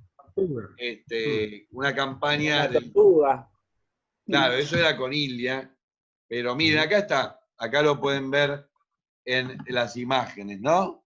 Todo esto salía en el Nacional, La Nación, en los diarios de Mitre, ¿no? sordo, egocéntrico y peleador. Aunque sean algunas cosas verdad, ¿no? Lo difamaban. Acá está, miren. Todo esto salía en los diarios de la época. O sea, la prensa mitrista, ¿sí? Al final. ¿Ahí vendrían los orejas de los conservadores? Claro, ¿O del- claro, lo Sí, medio criticaban sobre todo el mitrismo, que ahora, y no tiene mucha explicación, porque no es que Sarmiento le hizo algo a Mitre. Le ganó las elecciones a Elizalde, nada más. Y Mitre siempre fue muy mal perdedor, porque después pierde con Avellaneda él mismo y hace una revolución, se levanta. Y el Mosquito, pero esto es de 1880, es posterior. Pero bueno, había caricaturas ya en esa época en la prensa que caricaturizaban y difamaban a Sarmiento. ¿Sí? Bueno, después les mando si encuentro algo más, pero son esas que vimos recién. Bueno, bien, ¿qué pasa? Igual ahí, recién cuando leía, perdóname, en el párrafo donde Oroño le dice patán, porque, por ejemplo, pienso, ¿no? que Sarmiento tenía muchas cosas como para criticarlos, pero que sea un patán está lejos de lo que yo creo que fue Sarmiento. Y, o sea, que libremente podían tener expresiones. Hay una lucha de poder. Mitre quiere volver al poder, el centralismo porteño, y entonces empiezan con la campaña, cuando ve que no le sirvió porque con Avellaneda pierde las elecciones, se levantó en armas. Pero Dani, ahí sí. algo que te quería decir, que me acordaba la vez pasada cuando leí Cuyano Alborotador. Mitre y los mitristas le echan la culpa y dicen que Sarmiento fue el que mandó a matar al Chacho Peñalosa. Y Sarmiento contesta diciendo que no, que había sido Mitre. Que había sido Mitre, sí. Que había Bueno, el sido presidente era Mitre. Irrazábal, pero cuando eso ocurrió, Sarmiento estaba en San Juan, que no era presidente, era diputado, ¿no? No, era O gobernador. Pero estaba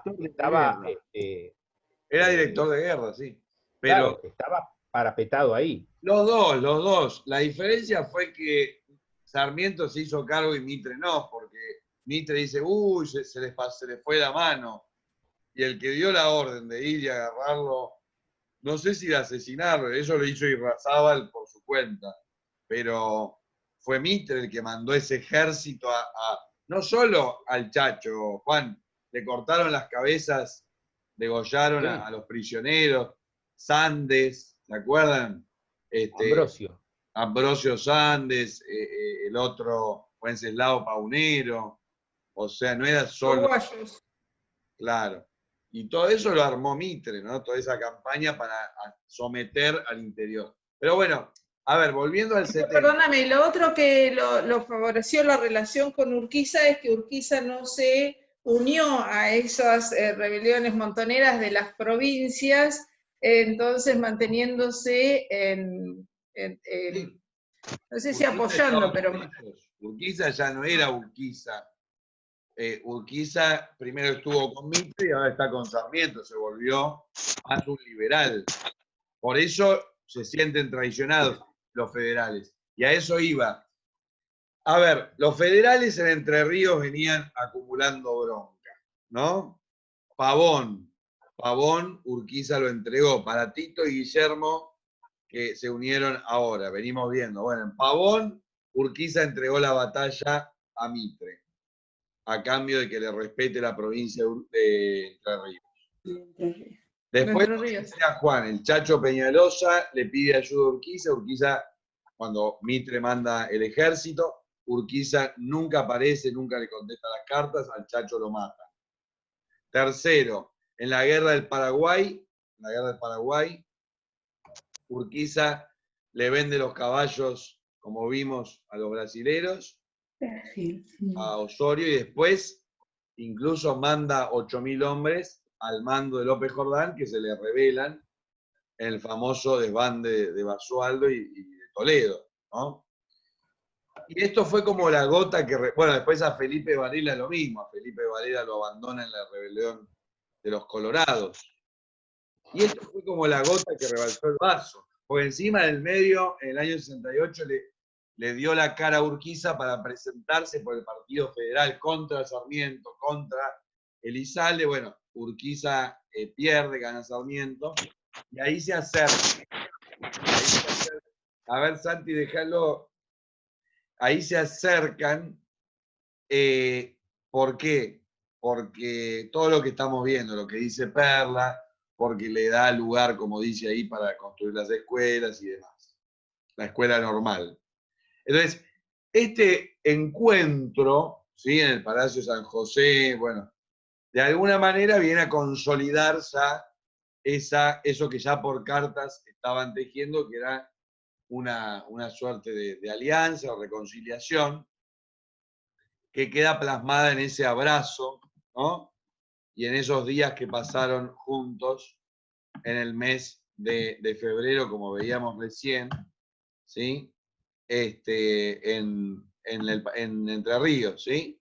De hecho, para el 25 de mayo del 70, que se cumplen los 60 años de la Revolución de Mayo, Sarmiento lo invita a Buenos Aires para que también alojarlo en su casa y que digamos, la idea era justamente también recibirlo y agasajarlo como Urquiza lo agasajó a él, ¿sí? Así que este abrazo que veíamos recién simboliza la gota que rebalsa el vaso, ¿no? Para los federales. Porque después de este encuentro con Sarmiento en Entre Ríos, Ricardo López Jordán, que era el caudillo, que el único que quedaba ya, que vio morir al Chacho o ser derrotados a Felipe Varela, Juan Saá, en la Revolución de los Colorados, y vio que siempre los estaba traicionando y traicionando Urquiza, digamos, además tenía intenciones políticas también, ¿no? Él quería ser gobernador, pero más allá de eso, digo, los jordanistas, los partidarios de López Jordán, se sentían muy traicionados. Y cuando ya lo recibe a Sarmiento, después de tantas cosas, dijeron, bueno, basta.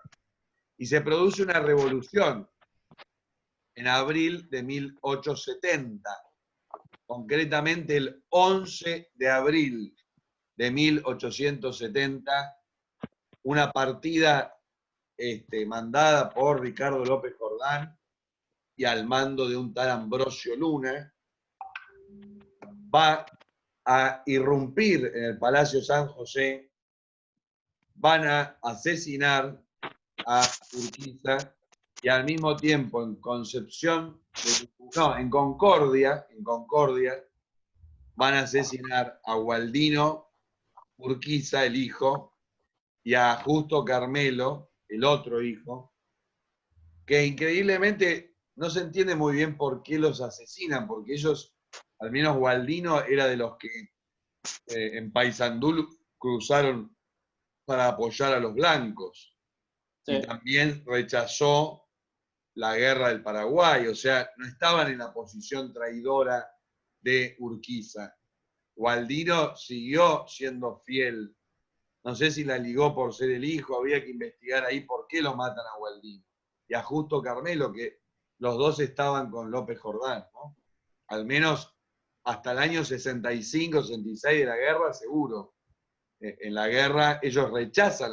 ¿Se acuerdan que vimos, cuando vimos la guerra del Paraguay, el propio hijo dice no? Y en Paysandú Gualdino cruza a Paysandú. Ahí tenemos otra traición. Se rebelan contra el padre, sí. Claro, contra el consejo del padre. Y ahí tenemos otra traición de Urquiza en el medio de la de Pavón o de la del Chacho y la de la guerra del Paraguay, que es Paysandú.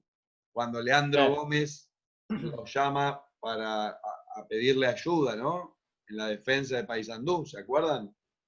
Urquiza ahí tampoco aparece. O sea que eran muchas cosas, ¿viste? La venían juntando. No lo justifico, creo que todos acá estamos en contra de cualquier asesinato político, pero hay que entender, en esa época era así, ¿no? Los gauchos, o sea, y ya se le venían perdonando varias, y ya lo de Sarmiento era como, Sarmiento era el gran enemigo de los federales, de los caudillos, de los gauchos. Entonces cuando lo recibe a Sarmiento y le hace todos esos agasajos, dicen, este es un traidor, y entonces lo matan. Vamos a ver si les parece, y así estrenamos con Tito la parte audiovisual. Ustedes saben, Tito y Guillermo, que acá pasamos también algunos fragmentos de películas y documentales. Vamos a ver esto que les está muy bueno, está hecho, lo armé en base al documental de Encuentro, a estos momentos que van y vienen, ¿no? Los junté todos, fue un laburo de edición de video, y porque vieron que aparece cada 10 minutos. Bueno, los junté todos y quedó como un solo relato del asesinato de Urquiza con mucho suspenso. Hay una introducción en donde aparece sobre todo Gabriel Di Meglio explicando toda la previa, lo que acabamos de hablar, ¿no? Las traiciones de Urquiza. Bueno, vamos con la película. ¿Alguna pregunta? No. Bien. Vamos a ir entonces con el asesinato de Urquiza. Esto es el 11 de abril de O sea que no llegó al 25 de mayo. Exactamente, por eso cuando decía que lo invitan, que le invitaban, cuando vos lo leías, yo les hice así, como diciendo, no llegó. No llegó. Lo mataron un mes antes. Y ahí, por supuesto, Sarmiento, porque además de matarlo, López Jordán toma el gobierno de Entre Ríos, ¿no? Se autoproclama gobernador. Entonces Sarmiento manda el ejército contra López Jordán. Y esa rebelión jordaniana es la última, y ahora sí es la última. Es el último levantamiento. El último caudillo. Sí, el último levantamiento federal. No fue el de Varela, sino este. Después de esto, chau. Se terminó. Al menos los caudillos. Gauchos seguía habiendo, pero no hubo más levantamientos de caudillos. Vamos ya mismo con el video. Buenos Aires y la Confederación vuelven a chocar en Pavón. Y esta vez el triunfo va a ser para los porteños, ¿no? Pero es una batalla muy rara porque la caballería de la Confederación logra dispersar a la caballería porteña y extrañamente, pese a esa ventaja, es decir, cuando la batalla no estaba decidida, Urquiza decide retirarse. Y eso le deja el campo de batalla en manos de los porteños y hace que Pavón sea un triunfo de Buenos Aires. Mucho se especuló desde entonces sobre por qué Urquiza abandona el campo de batalla cuando la batalla todavía no estaba decidida. No sabemos qué pasó. Lo cierto es que también se dio una especie de acuerdo tácito por el cual Urquiza se retira, se atrinchera, entre comillas, en su provincia, y Mitre, que va a ser el nuevo presidente, puede lanzarse a la conquista del país. Eso fue lo primero, ¿no? En el 61. El resultado de las contiendas llevó a dos consecuencias. Por un lado, Buenos Aires se reincorporó a la República Argentina, y por el otro, Urquiza se distanció de su cargo, regresando a Entre Ríos.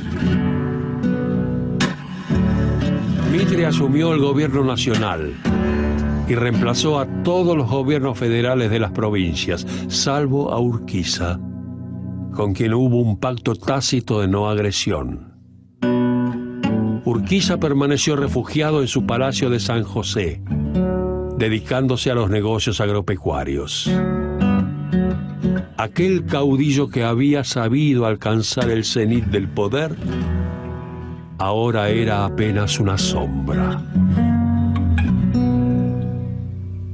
Muchos no le perdonan lo que hizo en Pavón, y a partir de ese momento para buena parte del federalismo del interior se convierte en un traidor, dado que no reacciona contra los avances mitristas de los liberales sobre los federales en el interior. Cuando hay levantamientos contra Mitre, como los de Peñalosa, él no hace nada para apoyarlos, pese a que le piden eso, ¿no?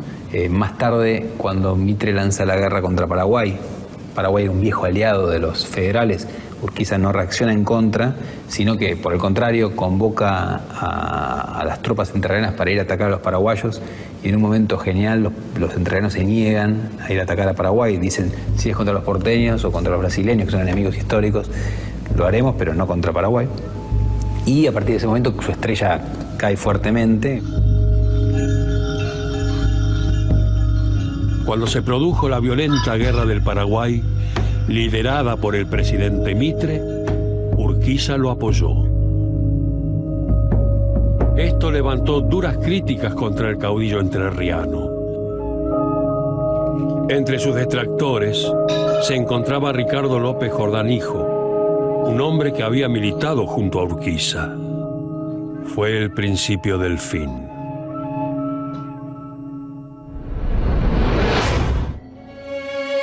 En 1868, Urquiza perdió las elecciones. En 1870, terminada la guerra del Paraguay, realizó una celebración en su palacio, invitando a muchos de sus antiguos enemigos. Perdón, acá se saltea justo lo que leyó Juan, ¿no? Porque son dos cosas distintas. Recibió a Sarmiento y eso claramente fue una traición, ¿no? Para López Jordán. Pero además, también en ese momento, en abril, unos días antes del asesinato, es la famosa batalla de Cerro Corá, ¿sí? Cerro Corá, donde termina definitivamente la guerra del Paraguay, ¿no? Una batalla entre Brasil y Solano López, el Paraguay de Solano López. Termina la guerra después de 5 años, ya Argentina no participaba. Matan a Solano López, como ya saben, no sé si vieron hasta el final la película Cerro Corá y Guerra de Iguazú. Bueno, lo matan a Solano López, al hijo, y entonces se hacen festejos, ¿no? Se hacen festejos en Entre Ríos e invitan también a mucha gente ligada. Urquiza le manda una carta de felicitación a Mitre, bueno. Entonces, y además lo de Sarmiento, o sea, además lo había recibido a Sarmiento. Entonces ya eran las dos gotas que rebalsaron el vaso y ahí se viene lo peor. Vamos. Fue la gota que rebalsó el vaso. López Jordán organizó rápidamente una revuelta contra Urquiza. 11 de abril del 70, Palacio San José.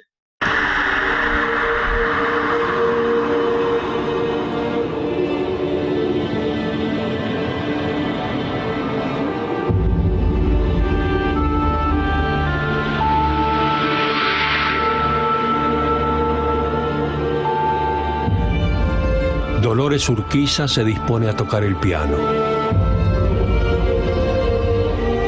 Es una noche apacible, ideal para disfrutar de la música.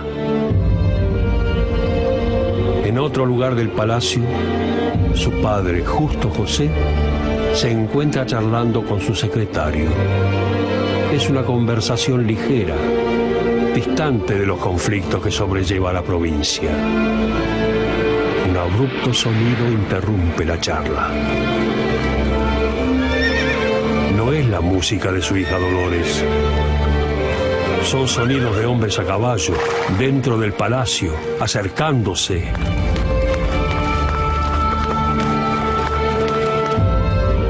Urquiza se levanta. A medida que se aproxima hacia el patio, su corazón se acelera. Intuye que algo está por suceder.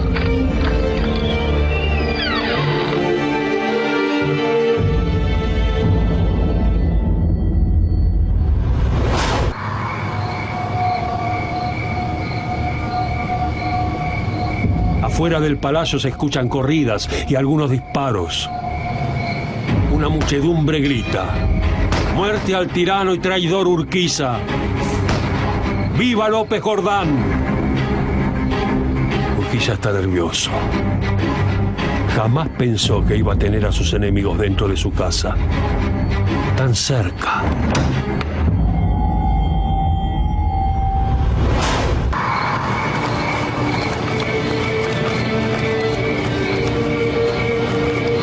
Disparan una y otra vez, vitoreando el nombre de López Jordán. El caudillo, desesperado, intenta regresar a su habitación.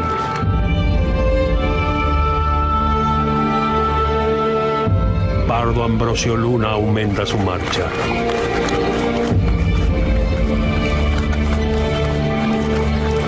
Quiere encargarse personalmente de la muerte de Urquiza.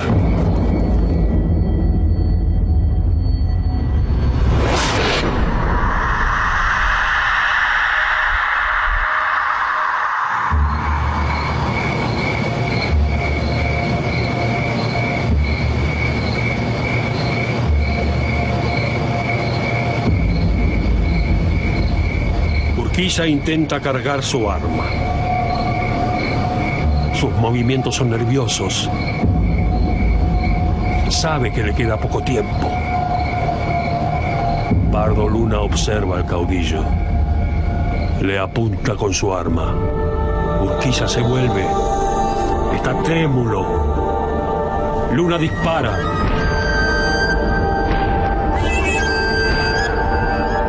La bala impacta en el rostro de Urquiza, que lanza un grito desgarrador.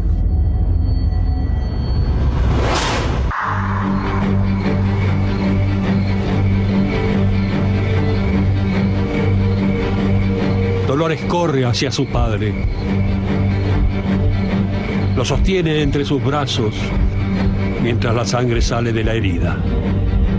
Los ojos del caudillo tiemblan horrendamente. Sus labios murmuran algo incomprensible.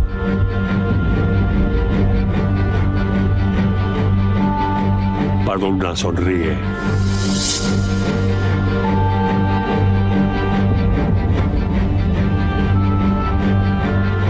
El antes poderoso padre de la Confederación es ahora un hombre débil, moribundo.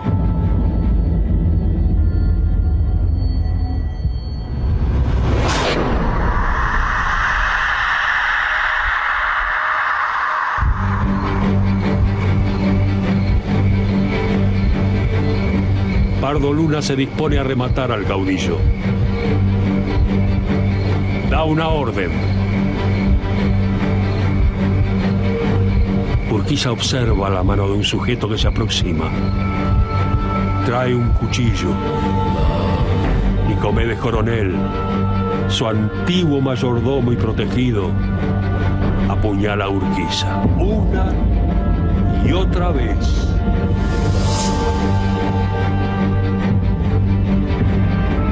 Dolores lanza un grito desgarrador.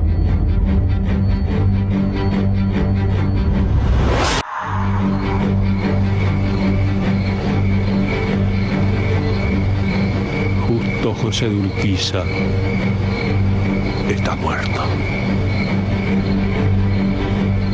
Dolores le cierra los ojos y se incorpora. Pardo Luna y sus hombres festejan la caída del tirano. Hay risas mientras vitorean el nombre del general López Jordán.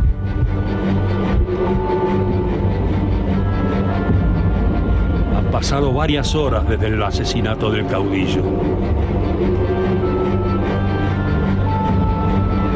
Los asesinos siguen en la casa. Pardo Luna echa una última mirada a Urquiza y da la orden de dejar el lugar.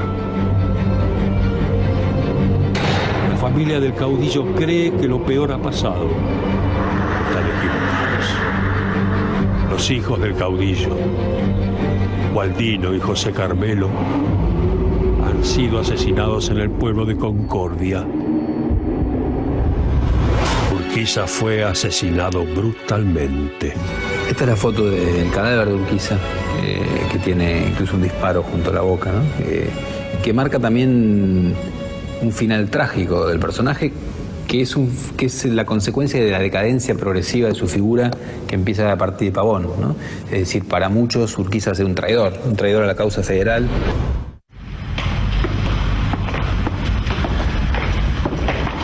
Esta tumba está desde el año 1967, pero Urquiza fue asesinado en su casa, en el Palacio San José, el 11 de abril de 1870, a la tardecita, a las 7:30 de la noche, como dice en las placas que nos han dejado la familia. Después de la toma del palacio de los asesinos de Urquiza, a la madrugada del día 12, el cuerpo fue traído a Concepción del Uruguay, velado en la casa de una de sus hijas, y el día 13 fue depositado en el cementerio de Concepción del Uruguay, en el panteón de la familia Urquiza. Ahí está por unos meses hasta que la esposa logra el permiso de las autoridades para trasladar el cuerpo de su esposo hasta aquí, hasta la basílica. Justo José de Urquiza fue un líder que buscó organizar el territorio bajo un régimen constitucional. Controversial, temido y admirado. En 1851, Urquiza se pronunció diciendo: vengo a arrebatar el poder a un círculo que lo ejerce en su provecho para devolverlo al pueblo, que lo usará para su prosperidad. Al fin de mi carrera política, mi única ambición es contemplar desde el hogar tranquilo, una y feliz, la República Argentina, que me cuesta largos años de crudas fatigas. Vengo a ofreceros una paz duradera bajo la bandera de nuestros mayores, bajo una ley común, protectora y hermosa. Justo José de Urquiza, el hombre, el organizador. Hace tiempo y buscando por ahí una chacarera, allá en los montes que hay en mi pago, campo afuera. Campo de la Rudita, monte adentro, en tu rumba la he de encontrar. Linda su bata de percal. Muy bien. La chacarera en homenaje a Urquiza. Bueno, se nos fue Urquiza, se nos va Urquiza el 11 de abril del 70, Sarmiento, que lo llamaba, ¿se acuerdan que decía la horca para Urquiza, la horca o Southampton? Ahora es uno de los principales que más lo lloran, e inmediatamente, o encima se habían encontrado 2 meses antes, ¿no? En el palacio, y se habían reconciliado recientemente. Lo que empieza acá, más que el asesinato aislado de Urquiza, es una rebelión en Entre Ríos, casi de las características. Ahí está Purvis, miren, el perro de Urquiza. Horacio ahí lo tiene. Bueno, lo que les quiero decir es que están todos silenciados. Si quieren, ahora habiliten el micrófono para estos últimos minutos, para las preguntas y demás. Ahí los vamos habilitando, o autohabilítenselos. Lo que les quiero decir, en resumen, es que la muerte de Urquiza da finalizada toda una etapa en donde, bueno, de alguna manera, bueno, más que la muerte de Urquiza, la rebelión fallida de López Jordán. Porque López Jordán se levanta y llega a tomar el poder, pero Sarmiento, como dice después en Cuyano Alborotador, ¿no? Manda un ejército con miles de hombres. Sí. Se tiene que ir del gobierno. 1 año duró esa persecución. Sí. Primero encuentros, confrontaciones, después se escapa. Finalmente López Jordán se escapa a Uruguay, pero va a volver. Claro. Va a volver en el 71, va a volver en el 73. La última es en el año 75-76, ¿sí? Pero ya como una escaramuza. Digamos que acá se termina la etapa esta es la última revolución montonera o federal, ¿sí? No fue la del Chacho, no fue la de Felipe Varela, esta es la última. López O sea Jordán. que se terminaría la guerra civil, todo eso que inició en 1820, sería acá que más o menos se terminaría, o después nos queda una grieta tan marcada, ¿no? Después de esto. Sí, sí, con Mitre, con el mitrismo. Mitre. Sí, Claro, pero una grieta más pero porteña. estaba de piso. No, no una de- grieta entre los propios liberales. ¿Cómo, Julio? Sí, pero por eso, tipo serruchada de piso, política, pero no Claro. ya No contenta.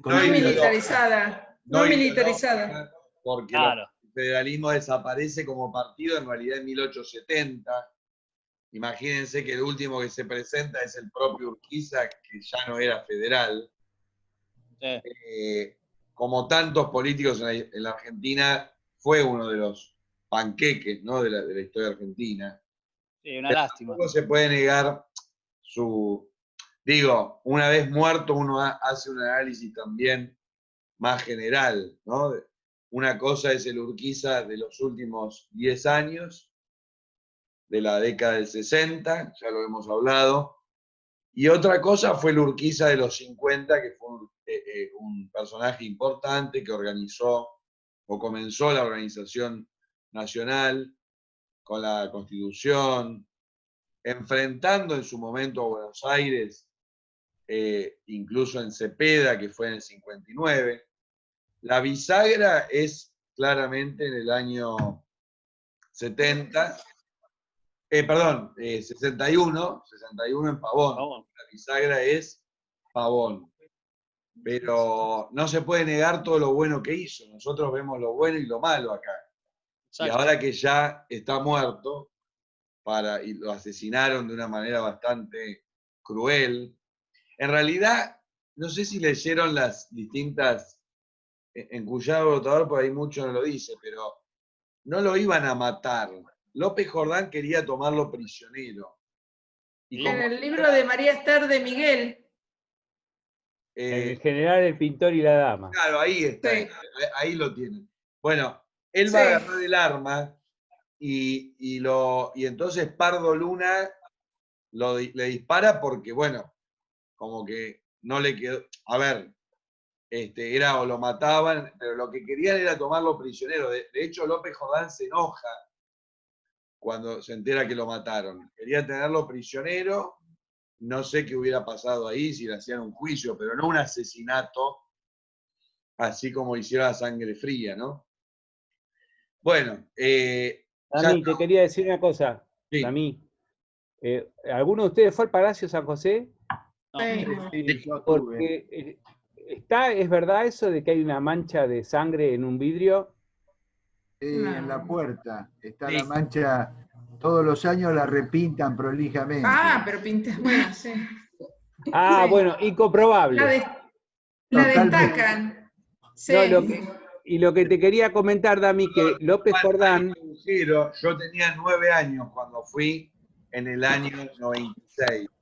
Hay un agujero, me lo acuerdo como si fuera hoy, en el sillón, porque tiraron muchos disparos. Ajá.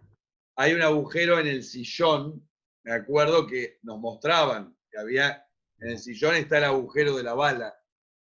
Claro. Porque fueron muchos los que entraron, no entró solamente el Pardo Luna. Ambrosio. Pardo Luna. Fueron muchos los que entraron, fue una horda adentro de la casa. Sí. Lo quisieron defender, porque además lo quisieron defender a Urquiza, pero no pudieron. Exacto. La otra cosa que te quería decir, en Cuyano Alborotador, en la última hoja, dice que cuando muere Sarmiento, en 1888, López Jordán estaba en Buenos Aires y tiene que ver el pasaje del féretro Cuando se murió Sarmiento. Cuando lo repartían de Asunción a Buenos Aires. Y la otra que te quería decir que López Jordán lo asesinan, eso que te mandé de que te conté la historia de la abuela, del abuelo de mi compañera, que fue el que probablemente lo liquidó el tatarabuelo de mi compañera. a López Jordán. López Jordán se murió asesinado en Capital, en la calle Esmeralda. Cuando salía de su casa, dos tipos le dispararon, lo mataron, y cosa del destino, ¿no? Muere enfrente de la casa que tenía Urquiza en Buenos Aires. Para venirlo, cuando venía a Buenos Aires paraba ahí, era la casa de la familia Urquiza. López Jordán justo estaba parando en la calle Esmeralda, enfrente. Mirá el destino, ¿no? Sí. O para los que son supersticiosos, por ahí es el fantasma de Urquiza. Bueno, bueno, chicos, nos vemos el jueves que viene. Nos vemos. Dale. Va a venir un doctor, un médico muy reconocido a hablar de ¿Quién? ¿Quién será? ¿Quién es? Tenemos todas clases magistrales, ¿vieron? Después, después a Horacio Andreucci va a hablar de la economía de 1889, en la crisis de 1889. Del 90. ¿No? Del 90.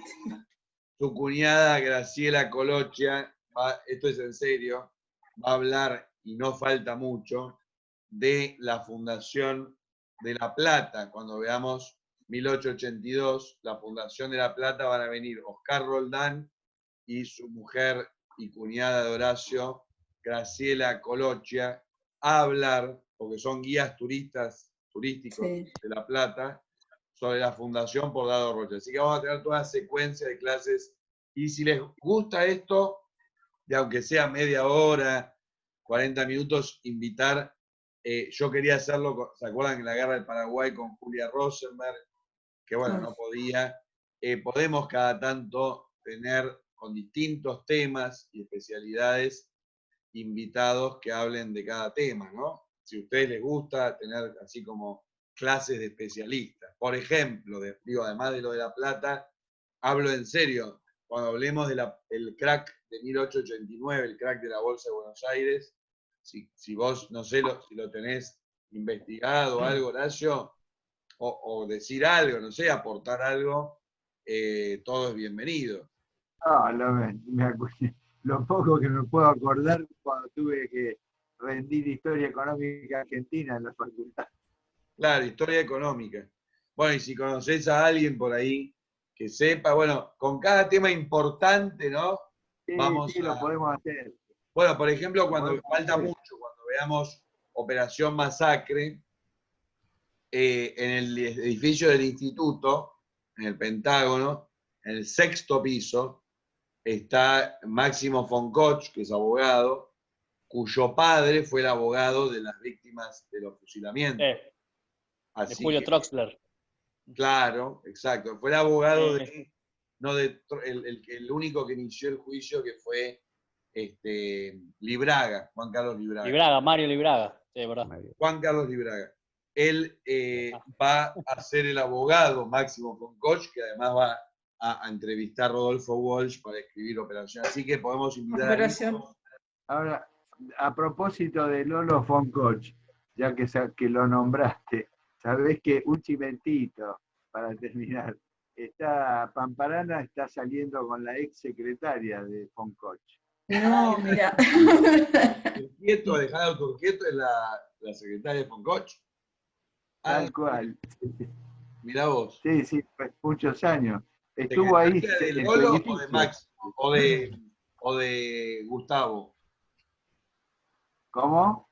¿Secretaria de Lolo o de ahora de Gustavo? No, de Lolo. Mirá vos. Bueno, buen dato. Hablando de Pamparana, les recomiendo, como vamos a ver la semana que viene, lo de la gripe, de la fiebre amarilla. Sí. Iba a decir primero el coronavirus, gripe, me mezclan todo. ¿Dónde está el libro de Pamparana? Bueno, está este libro de los dos, del cuadro el famoso cuadro de Planes. Les voy a mandar para que vean. El de Pamparana, bueno, no sé cómo se consigue, a él le gusta venderlo. Está bien, es el autor, pero está bueno, ¿no, Horacio? ¿Juan? Sí, es lo mejor que escribió Osvaldo. Acá está, acá está. Por ahí lo pueden conseguir más adelante, ¿no? Cuando levanten la cuarentena. Es este. Yo el otro día hablé con Pamparana. Hay un documental que analiza, porque la semana que viene vamos a hablar de la parte histórica y la parte clínica, ¿no? de la que lo va a dar Juan. Ahora, hay un documental, igual que este libro, que analiza el cuadro de un episodio de fiebre amarilla en Buenos Aires de Blanes, que es el mejor cuadro para muchos de Blanes y uno de los mejores del arte argentino. Se los voy a pasar. Un documental que es un análisis de dos historiadores del arte sobre ese cuadro, donde analiza cuestiones que por ahí uno no se da cuenta del cuadro. El bebé que está tirando de la camisa de la madre para tomar la teta. Bueno, incluso hace todo un análisis muy interesante relacionándolo con otros cuadros célebres, porque hay toda una influencia ahí que, bueno, uno no conoce si no es historiador. Ahí se cruzan muchas cosas, ¿no? Con este tema. Por eso me parece muy interesante. El tema histórico, ¿no? Lo que significó históricamente esa epidemia, sobre todo demográficamente, por casi el 10% de la población muerta, o más del 10%. El tema de salud, que en este grupo en particular me imagino que les interesa más que por ahí en otros grupos. Y por último, el tema artístico, porque como consecuencia de esta epidemia se hace este cuadro, ¿no? Entonces se cruzan muchas cosas, ¿sí? Hay también del lado literario un poema de Borges que se llama La muerte de Buenos Aires, que lo estoy buscando para mandárselos. Yo creo que es un tema muy interesante. Juan va a hablar de lo epidemiológico, pero también vamos a analizar el cuadro y algunas cosas más, ¿sí? Yo les mando todo por mail. Ahí está. Guillermo también puede aportar algo de lo relacionado con el daño que provoca el virus, porque él a nivel molecular, a nivel inmunológico, qué daño provoca a nivel del sistema inmunológico, ¿no? Y antes de terminar, quería saludar a Tito y si quiere decir unas palabras, porque es la primera clase que viene y así lo escuchamos. Hola, Tito. Sí, hola, yo quiero agradecer a Juan, que por intermedio de él he llegado a Damián, a ti, y me parece muy interesante este conjunto de temas que hacen a nuestro acervo nacional, que muchas veces sabemos menos de lo nuestro que de lo de afuera, así que me gusta. Bueno, me alegro, bienvenido. Te agradezco nuevamente. Yo no estoy en muchas situaciones así como para pasarla muy bien, porque estoy padeciendo una reciente pérdida de mi esposa, como ustedes sabrán, pienso. Así que le agradezco nuevamente a Juan, a quien espero poder verlo próximamente. Y me gustaría que cuando se toque el tema de la ciudad de La Plata, se acuerden de Alberto Antonini. Si alguien se acuerda de él, un historiador nacido acá, muy conocedor del tema de nuestra ciudad. Gracias, gracias por... No, bienvenidos. Ahí está también, no sé si es otra hija de ustedes o... La esposa de Guillermo. Ah, bien. Bueno, un gusto. Y gracias. Ahí viene toda la familia, pues se asomó también alguien ahí atrás. Una nieta acá. Ah, y bueno, bienvenidos a los dos. Les mando el material. Bueno, ya te lo mandé, Guille, vos lo compartís con Tito, el libro. Bueno, sí. Chao a todos. Bueno, chao. Buen fin de semana. Gracias. Nos vemos el jueves. No se pierdan la clase del jueves, que es creo que la mejor clase desde el descubrimiento de América. Aquí vamos. Tito Crespo. ¿Eh? La da Tito Crespo.